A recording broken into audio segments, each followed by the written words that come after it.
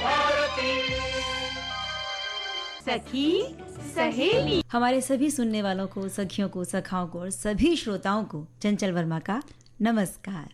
और चंचल आपको और सभी श्रोताओं को, सखियों को, सखाओं को आरती श्रीवास्तव का नमस्कार। नमस्कार आरती, आप बहुत अच्छी लग रही हैं आज। बहुत बहुत धन्यवाद। लग तो आप भी बहुत अच्छी रही है। सखियां मिल जाती है ना तो यही होता है, पहले तो एक दूसरे की तारीफ ही शुरू हो जाती है। उसके बाद भी जो हमारे श्रोता कमेंट्स लिखना शुरू कर रहे हैं उनकी भी तारीफ होगी, उनके कमेंट्स भी पढ़े जाएंगे। बिल्कुल। लेकिन हमारे वो श्रोता जो फेसबुक पेज से नहीं जुड़े हैं उन्हें हम बता देते हैं कि किन विषयों पर आज हम चर्चा करेंगे। हाँ, एक तो भाई तानों की बात होगी, कुछ ताने। अच्छा चंचल, कुछ ताने होती ना एकदम मन को सुकून पहुंचाती है ना, और कुछ ताने ऐसे होते हैं, मतलब फीमेल जो ताने होती है ना उनको सुकून पहुंचाती, कुछ ऐसे ताने। और कुछ ताने ऐसे होते हैं जो मतलब दिल में सुई की या तलवार की तरह चुभ जाते हैं। बिल्कुल बिल्कुल। तो हमारे जो सुनने वाले हैं वो ज़रूर इस बात पर लिखेंगे अपने जो अनुभव है कि कौन कौन से ताने हैं जो कभी उनको चुभे होंगे, और या एक ताना जो अक्सर वो सुनते आए होंगे कभी किसी से, या कभी उन्हें किसी ने ताना मारा है और ताना सुनने के बाद उनका अनुभव क्या रहा। बिल्कुल। और क्या ये बात सही है किसी को ताने मारने वाली। तो ये बहुत सारी बातें हैं। और ताने जब किसी को मारे जाते हैं ना तो जो रिश्ते हैं उनमें प्यार की जगह ना मिठास की जगह कड़वाहट घुलने लगती है। बिल्कुल बिल्कुल। तो ऐसे जो भी अनुभव हैं या ताने किस तरह से कड़वाहट घोल सकते हैं, इस हर चीज़ के बारे में वो हमें लिखकर भेजेंगे। और अपडेटेड रहना है ना हमें। हाँ बिल्कुल, अपडेट रहना है। और समय है ही ऐसा कि अगर हम अपडेट नहीं रहेंगे तो हम बहुत पीछे छूट जाएंगे। तो हम अब खुद को अपडेट करते हैं, अगला विषय बताते हैं। जो बहुत सारे जॉब हैं आजकल ऑनलाइन सर्च करके देखे जाते हैं, क्योंकि कह सकते हैं कि हर एक के हाथ में मोबाइल रहता है और सब तकनीक से जुड़ चुके हैं। हाँ। तो यहाँ वहाँ न्यूज़पेपर या कहीं और जॉब ढूंढने की बजाय सबसे पहले हम मोबाइल पर ही सर्च कर लेते हैं। बिल्कुल। कोई ना कोई पोर्टल ऐसा हमें दिख जाता है, फिर हम उस पर देखते हैं और हमें बहुत अच्छा लगता है कि अरे ये वाली जॉब तो हमारे लिए बिल्कुल बहुत अच्छी लग रही है, इसकी सैलरी कितनी अच्छी दिख रही है। ये सब चीज़ें देखते हैं, बस सैलरी देखते हैं और उस पर हम अप्लाई कर देते हैं और बैठ जाते हैं इंतजार करने। तो ये सब चीज़ों पे भी हम डिस्कस करेंगे, चर्चा करेंगे। गोस्ट जब हम सुनते हैं तो दिमाग आता है भूत। तो भूत जिसका कोई वजूद ही नहीं है ना, कुछ ऐसे ही भूत जैसी ही चीज़ है ये। भूत का कोई वजूद नहीं है, ना कोई अस्तित्व है, ना वो दिखाई देता है, वो सच में कोई चीज़ होती ही नहीं है। बिल्कुल। तो वैसे ही कुछ ये जॉब भी होती है। जी। इसके बारे में हम बात करेंगे। और बुधवार का दिन है तो व्यंजन विधि तो होगी ही। बिल्कुल। कुछ जब इतना सब बातें करेंगे तो भूख भी लगाएगी, तो अच्छी अच्छी चीजें, शाम का समय हो रहा होगा जब हम चलने को होंगे तो कुछ खाना पीना तो होगा ही। और हमारी बहुत सारी सखियां जो बड़े अच्छे अच्छे व्यंजन बनाती हैं, हम उम्मीद करते हैं कोई अच्छी सी व्यंजन रेसिपी भी हमें उनसे मिलेगी। तो भाई हम सबसे पहले क्यों ना यही बात करें कि ऑनलाइन जिस तरह से हम जॉब ढूंढते हैं तो क्या नतीजे सामने आते हैं। तो बिल्कुल। और पहले तो हम ये चीज़ देख लेते हैं ना कि होता क्या, ये बता दें घोस्ट जॉब होती क्या। बहुत सारे लोग जो इस चीज़ से अनजान है, नावाकिफ हैं, उन्हें लग रहा होगा कि कौन सी बात है। जो श्रोता है वो आखिर ऐसी कौन सी जॉब हो गई है जो घोस्ट बन गई है। तो घोस्ट जॉब कथित रूप से कह लीजिए, हम जो सोचते हैं इस तरीके की नौकरी होती है जिसमें कि हायरिंग के लिए, जिसमें आपको अगर अप्लाई करना है, किसी को वो नौकरी चाहिए, तो हायरिंग के लिए कंपनी का कोई उद्देश्य नहीं होता है। मतलब वो आपको हायर करना नहीं चाहते, वो लेना नहीं चाह रहे, उनका ऐसा कुछ नहीं होता। और जॉब पोर्टल पर हम मतलब जॉब के लिए जो भी पोस्ट हमें दिख रही होती है वो या तो भरी जा चुकी होती है ना, या फिर वो मौजूद ही नहीं होती है। बिल्कुल आरती। और अगर हमने ऐसी किसी जॉब पोर्टल पर ऑनलाइन किसी भी जॉब की ओपनिंग के बारे में देखा और उससे बहुत प्रभावित हो गए, और प्रभावित होकर हम जल्दी से आवेदन कर देते हैं, और फिर इस इंतजार में हम बैठ जाते हैं कि हमने आवेदन कर दिया है, अब तो बस हमें सीधे इंटरव्यू के लिए कॉल है, और आराम से बैठे रहते हैं और होता कुछ भी नहीं है। कुछ भी नहीं। और वही तो बहुत समय तक जब हम इंतजार करते रहते हैं और कुछ नहीं निकलता तो फिर हम मतलब दुखी हो जाते हैं ना, थोड़ा एक नकारात्मक हमारे मन में बातें आ जाती हैं कि ये क्यों ऐसा हो रहा है ऐसा। तो उसमें हमारी कोई गलती नहीं है, बल्कि ये जॉब ही ऐसी होती है कि ये बहुत या तो होती ही नहीं है या तो वो भरी जा चुकी होती है। हाँ जी। और हमने इंटरव्यू के लिए बहुत अच्छे तरह से तैयारी भी कर ली होती है, क्योंकि हमें इंतज़ार है कि भाई हमें इंटरव्यू के लिए बुलाया जाएगा। लेकिन इंटरव्यू का इंतज़ार हफ्ते, महीने और न जाने कितना लंबा होते जाता है, नतीजा कुछ भी नहीं मिलता। तो संभव है कि हम भी घोस्ट जॉब के जाल में, उनकी उसके भंवर में फंस चुके हैं, क्योंकि घोस्ट जॉब पे जो तमाम सर्वे किए गए हैं वो ये बताते हैं कि इस तरह की जॉब पोस्टिंग के पीछे नियोक्ता के कुछ उद्देश्य होते हैं जिनके लिए जॉब पोस्ट की जाती हैं। बिल्कुल। और चंचल, अगर इसी के साथ में श्रोता जो लिख रहे हैं उनका भी एक कमेंट ले लेते हैं। तो एक श्रोता लिखते हैं कि घोस्ट जॉब कंपनी के लिए फ़ायदेमंद होती है। इस घोस्ट जॉब के ज़रिए कंपनी मार्केट को टेस्ट करती है। ये भी कह सकते हैं कि घोस्ट जॉब कंपनी के लिए जॉब इंटरेस्ट का एक इंडिकेटर की तरह काम करता है। और दूसरे शब्दों में कहा जाए तो कंपनी ये देखती है कि मार्केट में किन किन पोस्टिंग की क्या डिमांड है। इसके साथ ही वो डेटा इकट्ठा करते हैं। और इसके अलावा घोस्ट जॉब से कंपनी के पास सीवी या रिज्यूमे का अच्छा खासा एक कलेक्शन हो जाता है जिसमें वो अपने मन से छाट सकते हैं। बिल्कुल। और इस तरह के जब उन्हें डेटा मिल जाते हैं तो अपने फ़ायदे के लिए जगह जगह पर वो इन्हें बेच भी देते हैं। बिल्कुल। क्योंकि हम जब देखते हैं हमारे मोबाइल पे कई बार अननोन कंपनीज के नंबर आते रहते हैं उनके ब्रांड के बेचने के लिए, सेल के लिए, प्रमोशन के लिए, तो ऐसे डेटा वो इन्हीं जगह से कलेक्ट करते हैं। हमारे एक श्रोता ने लिखा है कि ये पोस्ट जॉब तो नहीं, लेकिन आजकल मीडिया पर जिस तरह से इसके पोस्ट आ रहे हैं जिनमें जॉब देने का वादा किया जाता है, और इन सब पर बहुत जल्दी भरोसा ना करें, क्योंकि ये सब आपको लूटने के माध्यम हो सकते हैं। इसलिए सोच समझकर पूरे तरीके से जांच पड़ताल करके ही ऐसी किसी पोस्ट पर भरोसा करें। बिल्कुल सही बात लिखी है। और चंचल, इन उद्देश्यों में उनका होता ये है कि इनका जो कंपनी का ये इस तरह की जॉब निकालने का मकसद होता है वो ये होता है कि नई प्रतिभाओं की तलाश होती है, उसमें निरंतरता बनाए रखना, कि मतलब कोई ना कोई नई से नई चीज़ें आती हैं, रिज्यूमे नए से नए अपडेट होते रहे उनके पास। और साथ ही अपने कार्यरत जो कर्मचारी हैं उनको प्रेरित रखना कि देखिए जॉब हमने निकाल रखी है पोर्टल पर, इसलिए आप सावधान रहिए। ऐसा नहीं है कि आप यहाँ काम कर रहे हैं तो आपको पक्का आपका हो गया कि आप करते ही रहेंगे। तो नए नए लोग आ रहे हैं और बहुत सीखे हुए आ रहे हैं, तो उनको भी बनाए रखना, प्रेरित करते रहना। और साथ ही ये प्रदर्शित करना कि कंपनी लगातार अच्छी ग्रोथ कर रही है, तभी उसके पास इतने सारे आ रहे हैं एप्लीकेशन जॉब के लिए, आगे बढ़ती जा रही है ना। वो ये दिखाने का प्रयास करते हैं कि लोग नए आ भी रहे हैं और हमारे पास बहुत सारी पोस्ट हैं जिनके लिए हम लोगों को रिक्रूट भी करना चाहते हैं। एक श्रोता ने कमेंट लिखा है कि आजकल मार्केट में घोस्ट जॉब का ट्रेंड चला है। ये जॉब अक्सर जूनियर और मिडिल पोजीशंस के लिए निकाली जाती हैं। दिखने में ये रियल ज़रूर लगती हैं लेकिन रियल होती नहीं हैं। आज के समय में काम ढूंढना मुश्किल हो रहा है, इसलिए पढ़े लिखे युवा कई सालों से जो नौकरी की तलाश में भटक रहे होते हैं वो इस तरह की घोस्ट जॉब का शिकार हो जाते हैं। बिल्कुल सही बात है। बिल्कुल। एक श्रोता हैं जो लिखते हैं कि आजकल जॉब्स के स्वरूप जो मार्केट में जो हैं वो बदल गए हैं, और सरकारी योजनाओं में ही नहीं बल्कि बाहरी कंपनियों में भी मांग के अनुसार घोस्ट जॉब्स की जो के स्वरूप हैं वो विकसित हो रहे हैं। और कंपनियों में इनके माध्यम से नेट डेटा जो एंट्री और कलेक्शन जैसे काम भी किए जा रहे हैं, और ये कंपनियों की प्रगति में सहायक होते हैं, इसी वजह से ये निकाले जाते हैं। बिल्कुल। तो आरती, सोचने की बात ये है कि अगर हम भी किसी नौकरी की तलाश में है तो ये कैसे पता करें कि ये जॉब असली है या नकली है, और उसके बारे में जब हम आवेदन कर रहे हैं तो उसकी विश्वसनीयता की कैसे जांच करें। साथ ही जो नियोक्ता की आधिकारिक वेबसाइट है वहाँ पर जाकर इनके बारे में जांच की जा सकती है, ऐसा मुझे लगता है। बिल्कुल बिल्कुल। और अगर आप जॉब के लिए आवेदन कर रहे हैं तो उसके बारे में विश्वसनीय पोर्टल से आप सत्यापित कर सकते हैं। और साथ ही नियोक्ता की यहाँ पे जहाँ पे आपने अप्लाई किया है उनकी आधिकारिक वेबसाइट या इंटरनेट मीडिया अकाउंट से इन ओपनिंग की विश्वसनीयता को जांचा भी जा सकता है आराम से। और अगर किसी जॉब की पोस्टिंग को 1 या 2 हफ्ते बीत चुके हैं तो सीधे नियोक्ता से आप संपर्क कर सकते हैं या फिर हायरिंग मैनेजर से आप संपर्क कर सकते हैं। ऐसा भी सही बात है। और इनकी विश्वसनीयता की जांच करने के लिए इनकी मांग क्या क्या होती है, इनके जॉब प्रोफाइल का विवरण जो भी है उसकी बारीकी से जांच कर लेना ज़रूरी है, ताकि हम किसी धोखे का शिकार ना बने। और कुछ भी चीज़ अगर हमें लगता है कि वो अस्पष्ट है, साफ नहीं है, तो सतर्क हो जाएं। और इनमें बहुत सारे विवरण नहीं दिए होते हैं, जबकि सैलरी और सुविधाओं के बारे में तो लंबी चौड़ी लिस्ट डालते हैं ताकि इनके पास बहुत सारे आवेदन आ जाए, बहुत सारा डेटा इनको मिल जाए। लेकिन आवेदन करने से पहले पूरी तरह से जांच आप कर लीजिए ताकि किसी धोखाधड़ी के शिकार ना हो जाए। बिल्कुल। और चंचल, अगर जो जॉब है पोर्टल है उसकी एक रिपोर्ट को अगर हम माने उसके अनुसार 2024 में 40% कंपनियों ने इस तरह की घोस्ट जॉब पोस्ट की है। सोचिए कितनी ज़्यादा। और हालांकि इसे स्कैम की श्रेणी में नहीं रखा जाता क्योंकि ये उनका एक स्ट्रेटेजी है मार्केटिंग की, तो उसको स्कैम नहीं कह सकते। इस तरह की जॉब पोस्टिंग के पीछे कंपनियों के हायरिंग मैनेजर होते हैं जो अपनी कंपनी की ब्रांड वैल्यू के लिए ऐसा करते हैं। बिल्कुल। तो वो अपनी ब्रांड वैल्यू बढ़ाने में लगे हुए हैं। आप उसका शिकार ना बने, सतर्कता बरतें। आरती, हल्के फुल्के अंदाज में या हंसी मजाक में अस्पष्ट आलोचना कर जब हम किसी की करते हैं तो इसे व्यंग्य कहा जाता है। बिल्कुल। तंज करना, कटाक्ष करना, ताना मारना, ये सब चीजें लगभग एक ही जैसी लगती है। और रिश्तों में कड़वाहट घोलने के लिए सिर्फ एक ताना, बस एक ताना ही काफ़ी होता है, चाहे मजाक में या फिर जानबूझकर किया गया कोई तंज हो या सुझाव की दृष्टि से ही वो बात क्यों ना कही गई हो, लेकिन मन को ऐसी बातें तार तार कर देती हैं। बिल्कुल।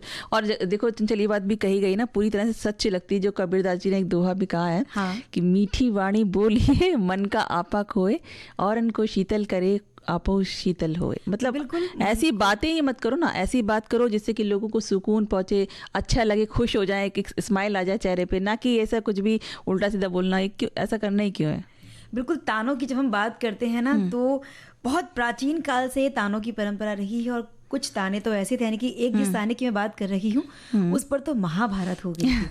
ये बात है जब द्रौपदी ने दुर्योधन से कहा था कि अंधे का पुत्र अंधा, और इस बात को सुनकर ये बात इस तरह लगी दुर्योधन के मन में, जिसका परिणाम आज हम सब जानते हैं कि महाभारत शायद उसी वजह से शुरू हुई। बिल्कुल। बहुत सी चीज़ें ऐसी। और इसी पे एक हमें जो श्रोता है वो विचार अपना भेज रहे हैं। उन्होंने लिखा है कि आज पहली बार सखी सहेली में पत्नी के कहे अनुसार संदेश भेज रहे हैं। बताओ क्या बात है। बिना ताना सुने भेजा है कि ताना सुन के भेजा है, ये नहीं अभी इन्होंने बताया है। और ये भिंड जिले के हैं और बताते हैं कि पत्नी, उन्होंने कहा है कि ताने की बात करें तो ये ऐसी खतरनाक दवाई है जिसे लेना कोई नहीं चाहता पर देते सबको हैं। क्या बात है। पत्नी ने कहा कि इसका सबसे अच्छा तरीका यही है कि ताने को सुनो जरूर पर जवाब तलब मत करो, सब ठीक हो जाएगा। कई बार ताने सीख भी दे जाते हैं। अच्छा ताना ग्रहण करो और बुरा नजरअंदाज करो, फिर देखो जीवन कितना सुमधुर हो जाएगा। बस सब्र रखना चाहिए। बहुत ही ज्यादा समझदार पत्नी है इनकी। सही बात है। कितनी गजब की सलाह दी है कि अगर हम अच्छी चीज को ले लें, अपने अंदर लें, आत्मसात कर लें, और जो बुरी चीज बुरी लग रही है उस चीज को छोड़ दें, तो सही चीजें हो जाएंगी ना हमारे साथ भी। बिल्कुल। पति पत्नी का रिश्ता है, बड़ा नाजुक होता है। इसमें बात बात पर कई बार कोई कहते हैं ना कि अपने मन मुताबिक बात ना होने पर ताने भी दिए जाते हैं, बिल्कुल बिल्कुल जाते हैं। और कई बार हम अपना पिंड ये कहकर भी छुड़ा लेते हैं ताना देने के बाद कि हम तो तुम्हें भी अपना समझते हैं, इसलिए कह दिया। भैया इतना अपना मत समझिए कि आप हमारे दिल के टुकड़े टुकड़े कर दीजिए।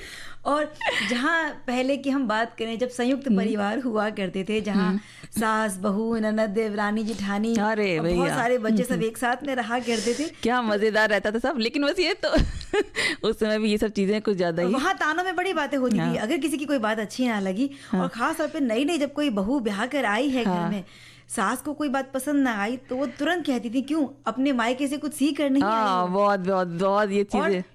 एक और बात, क्या यही सीख कर आई हो अपने मायके से? एक पहला कुछ नहीं सीख किया और दूसरा यही सीखा है। तो लेकिन वहाँ उस समय का समय अलग था। वहाँ पे हर चीज़ को मतलब अपने उसमें ले लेते थे कि हाँ कोई बात नहीं, बड़े ने बोला है, किसी ने, अगर हमारी वो भी हमारी माँ के समान है, अगर उन्होंने बोला है तो कोई बात नहीं, हम और सीखने की कोशिश करेंगे। वो मतलब उस चीज़ को अदरवाइज ऐसा नहीं लेती थी कि कोई अपने ऊपर कोई ऐसा तनाव ले लें या कुछ इस तरीके के सोचें, उनके लिए गलत विचार सोचें, ऐसा कुछ नहीं होता था। वो मतलब प्यार प्यार में ही लेती थी कि हाँ कोई बात नहीं, अपने बच्चे की तरह ही लेती थी। हाँ बिल्कुल। इन बातों को हल्के फुल्के में भूल जाना चाहिए, ये नहीं कि आप दिल पर लगाकर बैठ गए। और हमारे श्रोता ने लिखा है कि हमारा ये कहता है कि कोई भी किसी को अपशब्द नहीं कहना चाहता, यानी ताने किसी को कोई नहीं मारना चाहता, लेकिन स्थिति ऐसी हो जाती है कि ताने मारना पड़ता है, क्योंकि गैरों को तुम गले लगाते हो, अपनों की कोई खबर नहीं होती, तभी ताने मारे जाते हैं। हाँ बात तो सही कहा है। ये चीज तो खैर हो जाती है। अगर कोई नहीं सुने, हमारी तरफ नहीं देख रहा है, भाई अटेंशन में नहीं दे रहा है, तो हम कैसे कहें अपनी बात? हाँ। इसी तरीके से कहें भाई बहुत गैरों पे तो करम और अपनों पे सितम, ये भी ताना हो गया। तो लेकिन अगर फिर भी सब कुछ हम जानते समझते हम सब हैं। ऐसा कुछ नहीं है कि जैसे हमें पता नहीं है या कोई नई चीज़ सुन रहे हैं। सब कुछ जानते समझते हुए भी कई बार ऐसा होता है कि हम अपने शब्दों से लोगों को, खासकर अपने रिश्तों को चोट पहुंचा देते हैं। और ये जानते हुए भी कि जो शब्दों के जो है बोल रहे हैं, उनको तानों में ढालकर इस तलवार की तरह जो चोट पहुंचा रहे हैं, वो भौतिक शरीर जो हमारे इस शरीर पर नहीं लगेगी, वो नहीं दिखेगी, हम मुस्कुरा के सामने वाला निकल जाएगा, लेकिन वो जो दिलो दिमाग के अंदर जो घुस जाती है ना वो चीज़, वो जिंदगी भर कभी नहीं हटती है। अच्छा, और पता है किस किस तरह के ताने दिए जाते हैं? इस पर हमारी एक सखी ने बड़े अच्छी चीजें लिख कर भेजी हैं। अच्छा। कि कुछ जुमले हैं जो तनाव का सबब बन जाते हैं। यानी कुछ तानों के बारे में बात कर रही हैं जी। कितना खाती हो, अभी 2 घंटे पहले ही तो खाया था और अब फिर से ठूस रही हो। और फिर लिखा है कि तुम तो बड़ी ड्रामेबाज हो, मुझे इमोशनल ब्लैकमेल करने की कोशिश मत करो, तुम्हारे घर वालों की तो कोई औकात ही नहीं, या तुम्हारी याददाश्त को क्या हुआ, कभी कुछ तुम्हें याद ही नहीं रहता, सच तो यह है कि तुम्हें कोई पसंद ही नहीं करता, तुमने मेरा जीवन ही खराब कर दिया है।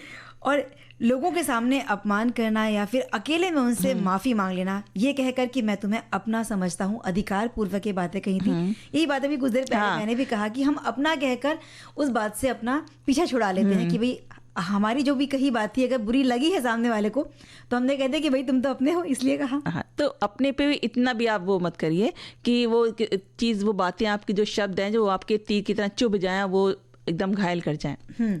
तो एक जो श्रोता मैं लिखते हैं कि बहुत से लोगों की आदत होती है कि वो अपनी बात को सीधे तरीके से ना कहते हुए कुछ व्यंग्यात्मक रूप से यानी कि ताना मारते हुए कहते हैं, और वे ताने नहीं होते, एक तरह से जहर बुझे बाण होते हैं जो सीधे दिल पर जाकर लगते हैं।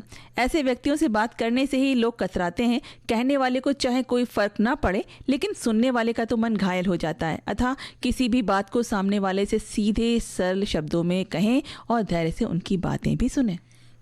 आरती, हमारे एक श्रोता का संदेश है, बड़ी अच्छी बात उन्होंने लिखी है तानों के बारे में। अच्छा। लिखते हैं कि तानों के बारे में कहा जाता है ये कान का विष होता है जो अगर आपके कान में चला गया तो जहर फैलेगा। वैसे भी शब्दों के बाण चुभते हैं। जिंदगी में कुछ समय ऐसे भी आते हैं जब आपको किसी के ताने बाने का कोई असर नहीं होता, क्योंकि धीरे धीरे आपको ये पता चल जाता है कि उनका वही स्वभाव है। अभी हाल ही में मेरी एक परिचित आई, उन्होंने बहुत मनुहार करके थोड़ी सी खीर खाने को कहा। उन्हें कटोरी से 1 चम्मच निकालकर मुंह में डाल दिया। बोली कि बस अब रहने दो। कुछ दिनों के बाद मंदिर में मुलाकात हुई तो मैंने उनसे घर चलने को कहा। तपाक से बोली, क्या फिर चम्मच खीर खिलाकर ही विदा करोगी?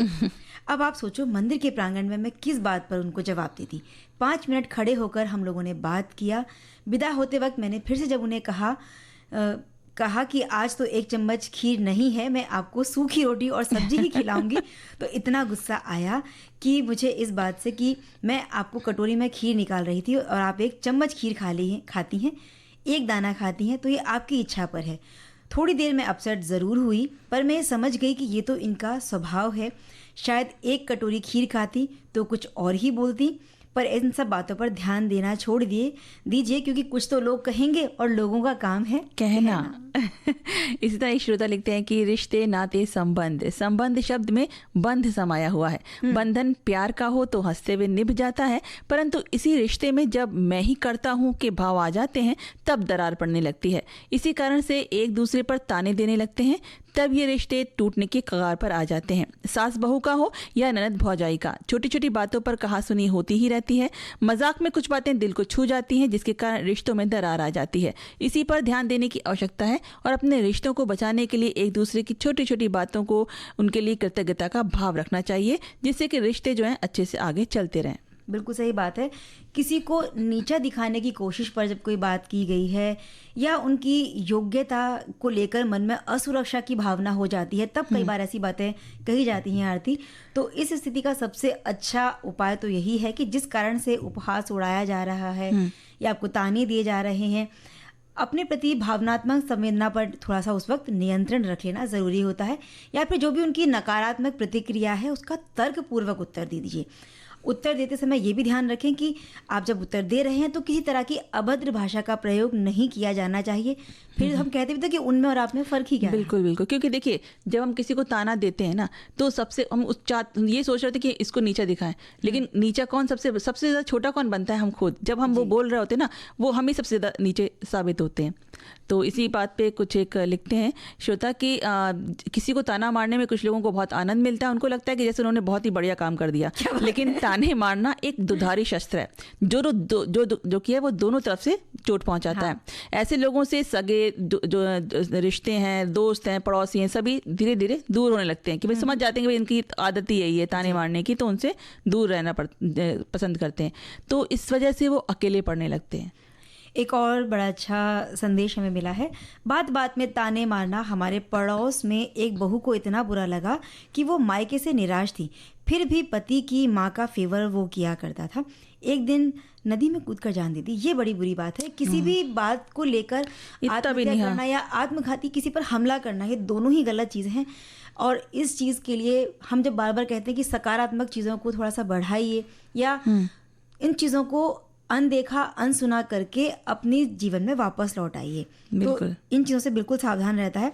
आगे लिखते हैं कि अब ऐसा हम अक्सर अपने परिवार में भी देखते हैं कि कुछ पुराने ख्याल की महिलाएं होती हैं, वो कुछ काम नहीं करती। हाँ, ताना मारने में उनका कोई सानी नहीं होता। इस विषय में हमारे शिक्षित समाज को आगे आने की ज़रूरत है। और वाकई में जो हमारा शिक्षित समाज है वहाँ हो भी रहा है। सास बहू में तानों की जगह अब थोड़ी सी नोक झोंक, जो मीठी सी नोक झोंक होती है, उसने ले ली है। क्योंकि जो अब की सास हैं वो भी शिक्षित हैं और आज के जो समाज के साथ में, आज की जनरेशन के साथ में कदम से कदम मिलाकर चलती, बिल्कुल अपडेट होके चल रही हैं। और बहुएं भी समझ गई हैं कि भाई जो उम्र का फर्क है या जनरेशन गैप जिसे हम कहते हैं, वो कहीं ना कहीं आएगा ही। तो इनकी बात को सुन लो, उसे दिल पर नहीं लेना। तो ये हल्की फुल्की सोच रखना वाकई बहुत जरूरी है। और एक श्रोता लिखते हैं कि कुछ लोगों की आदत होती है कि जब भी बात करेंगे तानों से ही शुरुआत करेंगे। वो ये नहीं सोचते हैं कि उनके द्वारा बोली गई जो बातें हैं वो सामने वाले को कितना दुख दे रही हैं, कितना चोट पहुंचा रही हैं। तो इससे रिश्तों में दूरियां आती हैं, इसलिए सोचें उसके बाद ही बोलें। बिल्कुल।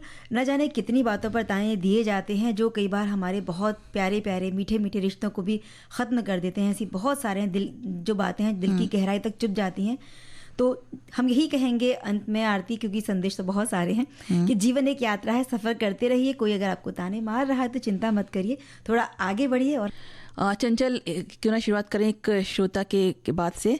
एक श्रोता है जो कहते हैं कि समय के संग चलें, खुद को बदलें हर बार, हर सांस में हो नए सपनों का संचार, यूं ही रचें खुद को हर पल नई घड़ी, बीते पलों को छोड़ सफल वही जिसने समय की उड़ान पकड़ी। बिल्कुल सही बात है। और समय के साथ अपडेट रहना, खुद को अपडेटेड रखना, ये बहुत ज़रूरी है। अगर हम खुद को अपडेट रखेंगे तो जो नया ज़माना है, नई पीढ़ी है, उसके साथ कदम से कदम मिलाकर आगे बढ़ सकेंगे।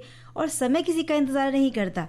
अगर हम अपडेट नहीं रहे तो समय हमसे आगे निकल जाएगा और हम पीछे रह जाएंगे। बिल्कुल। इसलिए ज़रूरी है कि समय के ताल से ताल मिलाकर चलें। जी। और वैसे भी अपने हम खुद को समय और परिस्थिति के हिसाब से अगर हम ढाल लें तो खुद को अपडेट करें, तो अगर ये अपडेट हमने नहीं स्वीकारा तो हम कहीं बहुत पीछे छूट सकते हैं। इसलिए मैं ज़रूरी है, देखिए, भले एक अच्छे कोर्स हमने कर लिया हो, जैसे अगर हम पढ़ाई की बात ले लें, जॉब की बात ले लें, बहुत बढ़िया से हमने जॉब के लिए अपने सोचते हुए अच्छी सी डिग्री ले ली, कोर्स किया, कुछ भी किया, तो हमने सोचा कि चलो सब कुछ अब हमें तो जॉब बहुत अच्छी मिल जाएगी, सब कुछ। तो ऐसा होता नहीं है। लेकिन क्योंकि खाली डिग्री ही पर्याप्त नहीं होती है, हमें कुछ अलग से कुछ ऐसी तकनीकी ज्ञान भी होना चाहिए जिसकी वजह से हमें अच्छे से अच्छा जॉब मिल सके। इसीलिए हमारे श्रोता लिखते हैं कि समय के साथ चलता है वो बड़े बड़ों को मात देता है, और जब समय किसी का साथ छोड़ देता है तो वो किसी का नहीं होता। इसीलिए हमेशा अकेले ही पूरे रास्ते सफ़र तय करता है। तो जब जिसका समय साथ देता है उसके पीछे सैकड़ों लोग चलते हैं। इसीलिए समय के साथ खुद को अपडेट जो रखता है वो सबसे आगे रहता है। अगर हम अपडेट नहीं रहेंगे तो पीछे रह जाएंगे। प्रकृति का भी नियम है कि वो भी बदलती है, तो समय एक जैसा कभी नहीं रहता, तो हम एक जैसे कैसे रह सकते हैं। बिल्कुल सही कहा है। और एक और श्रोता जो लिखते हैं कि समय के अनुसार खुद को अपडेट करना सही है। आजकल मोबाइल के ज़माने में इसीलिए तो चिट्ठियाँ बंद हो गई हैं, पेन ड्राइव में से कैसेट्स और सीडी भी खत्म हो गए हैं। लेकिन एक चीज़ का ध्यान रखना है कि मोबाइल को भी हमें समय समय पे अपडेट करना है। मोबाइल अगर हमें चलाना है बिल्कुल, तो ये नहीं कि आपने मोबाइल चला लिया या जो भी एप्लीकेशंस आपने इसमें डाउनलोड कर लिए भी ऐसे ही चलेंगे। हमेशा नए नए वर्जन उन एप्लीकेशंस के, और जो भी आप फ़ोन यूज़ कर रहे हैं मोबाइल उस पे आता ही रहता है, उसके नए वर्जन आते हैं। अगर आप इसे अपडेट नहीं करेंगे तो आप कुछ भी प्रोग्राम इसमें चला नहीं पाएंगे। तो समय के साथ हमें अपडेट होना है, मोबाइल को भी अपडेट करते हैं। जैसे अपडेट आए उसको इंस्टॉल करिए। हाँ जी, तो बिल्कुल ये मोबाइल से हम बहुत सारी चीज़ें सीखते हैं ना, तो ये सीख भी आप ले लीजिए कि खुद को भी अपडेट करना। तो वैसे भी ये तो एक हम सभी अच्छी तरह समझते हैं कि हर रोज़ एक नई जो टेक्निक है, जो तकनीकी चीज़ें हैं वो इस डिजिटल युग में लगातार आ ही रही हैं। कुछ ना कुछ हर रोज़ आ रहा है। तो जिसकी वजह से रोज़गार के जो क्षेत्र है, जो नौकरी का जो है, उसमें बहुत सी चीज़ें बदल गई हैं, बहुत से बदलाव आ गए हैं। तो यही वजह है कि जहाँ एक तरफ पहले काम जो हम लोग थे, जो पहले इस ऑफिस में काम कर रहे थे, तो उनको था कि चलो हम जैसे काम करें वैसे काम करते हैं, लेकिन अब उनके भी बहुत चुनौतियाँ खड़ी हो गई हैं, क्योंकि अब उनसे भी सब उनके ऑफिसर कहते हैं भाई आपको ये आता है कंप्यूटर चलाना, आपको ऐसी चीज़ें करनी आती हैं, अगर आपको नहीं आता। मेरी खुद की मैं बताऊँगी एक्सपीरियंस, मेरे एक फ्रेंड का है, तो उनके जो है जानने वाले, तो उनको कह दिया गया कि भाई अगर आपको नहीं आता कंप्यूटर तो हम आपको दूसरे ऑफिस में डाल देंगे। इसलिए बहुत ज़रूरी है अपडेट होना। तो इस तरह से कहीं आपको प्रमोशन की जगह डिमोशन हो जाए या नौकरी से हाथ धोना ना पड़े, तो काम की जगह पर भी अपडेट रहना ज़रूरी है। और हम बात कर रहे थे तानों के बारे में तो कर चुके, हम बात कर रहे थे अपडेटेड रहने की। अपडेट हो जाइए चंचल जी। तानों में उलझी हुई हैं आप। और भाई हमारे श्रोता ने लिखा है कि समय के हिसाब से खुद को बदलना ज़रूरी है। अगर आप ज़माने के साथ या उसके तौर तरीकों के साथ नहीं चलेंगे तो आने वाली जनरेशन आपको पीछे छोड़कर चल देगी। साल दर साल बदलाव हो रहे हैं। 50-60 साल पहले जो दुनिया थी वो आज देखने को नहीं मिलती। रहन सहन के, काम करने के तरीके, वाहन, शहर, गांव, बहुत तेज़ी से इन चीज़ों में बदलाव आ रहा है। और थोड़ा बहुत अपने तौर तरीके में भी यानी कि बदलाव ज़रूरी है, नहीं तो अलग थलग पड़ जाएंगे। बिल्कुल। और वैसे भी समय के साथ अपने आप को अपडेट करते रहना चाहिए। बदलाव बहुत ज़रूरी है। हम आज के समय में पुरानी सोच को लेकर नहीं चल सकते। हम पुराने लोगों को भी अपनी सोच को और अपने रहन सहन के तरीक़ों को समय के अनुसार बदलते रहना चाहिए। और जो नए लोग हैं उन्हें उनको भी वही चीज़ें अपनानी चाहिए और पुराने लोगों की इसमें मदद करनी चाहिए कि वो भी किस तरह से अपना सकते हैं इस चीज़ों को। जैसे कि हम लोग जैसे लोग वो उनको बड़ों की मदद करनी चाहिए ताकि वो भी समय के अनुसार उस चीज़ों को अपना सकें और अपडेट हो सकें। बिल्कुल। और एक श्रोता ने संदेश लिखा है कि समय के अनुसार या समय के अनुरूप खुद को अपडेट करना ज़रूरी है। वैसे मेरे यहाँ आज मेहमान आए हुए हैं और समधी के साथ बैठना ज़रूरी है, तो सखी सहेली के साथ नहीं तो इनको ताना सुनना पड़ सकता है। यानी कि ये भी रिश्ते के अनुसार अपडेट होने की एक स्थिति है। श्रोताओं ने चंचल एक बहुत ही अच्छी सी रेसिपी भेजी है आंवले की। तो आंवले को उबाल कर ठंडा होने पर आंवला की फाकों को अलग कर लीजिए। 1 कटोरी आंवला है तो 2 कटोरी शहद होना चाहिए आपके पास। अगर शहद 2 कटोरी नहीं लेना है तो 1 कटोरी पिसी हुई शक्कर या और 1 कटोरी शहद भी आप ले सकते हैं। 1 चम्मच बीटरूट और अदरक को कद्दूकस कर लिया और उसे मिला दीजिए। रात भर उसको रहने दीजिए। अब इसे आंवले को निकाल लें और सुखा लें। 3-4 दिन में ये सूख जाएंगे। आंवला कैंडी तैयार है। जूस को आप आंवले के शरबत की तरह पी सकते हैं। बहुत ही अच्छी रेसिपी बताई है। चंचल वर्मा और आरती श्रीवास्तव को दीजिए इजाजत। नमस्कार। सखी सहेली कार्यक्रम की प्रस्तुतकर्ता अनुश्री पाठक।